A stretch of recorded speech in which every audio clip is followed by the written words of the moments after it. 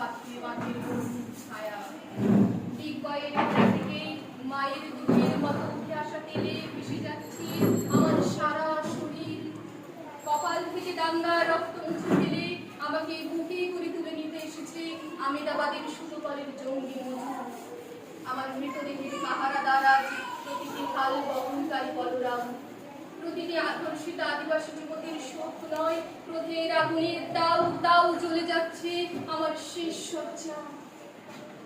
খরার বরফের মতো আকাশে আকাশে কেঁপে উঠছে মেঘ, বৃষ্টি আসবে। ঘাতকের ট্রেন গান আর আমার মাঝ বরাবর ঝরে যাবে বরফ গলা বরফ।